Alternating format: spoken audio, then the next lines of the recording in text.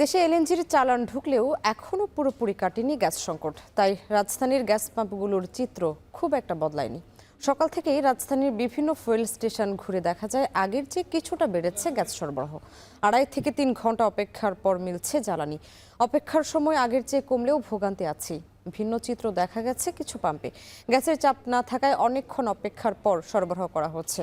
বিপাকে নিম্ন আয়ের মানুষ। গেল 1 মাসের এই সংকটের দ্রুত সমাধান চান তারা।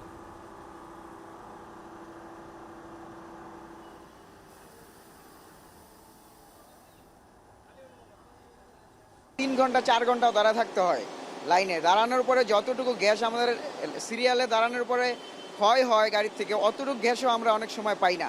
রোজগার আস্তে আস্তে মনে করেন অনেকে গ্যাসের লাগে প্রবলেমের লাগে বেশি ভাড়া মারতে পারি না। 3 ঘন্টা 4 ঘন্টা মনে করেন গ্যাসের প্রবলেমে থাকা লাগে। মোটামুটি কিছুটা পাচ্ছে। আগে তো মনে করেন সকালবেলা গ্যাস একবার চলে যেত, কোন দিন রাত 11টায়, কোন দিন 12টা আসতো, আর আপনার সারাদিনের ভিতরে গ্যাস থাকতোই না। এটা নিয়ে এলএনজি আর পরের থেকে আর কি কিছুটা স্বাভাবিক হয়েছে। এই 6-7 দিন ধরে একটু স্বাভাবিক পাচ্ছি আর আজকে একটু ভোগান্তিতে কম লাগতেছে। আজকে অনেক তাড়াতাড়ি গ্যাসটা পাইলাম। আর যা পাইছি এই 2-3 মাসের ভিতরে, এই আজকে যা গ্যাস পাইলাম এটা কখনো এরকম পাই নাই।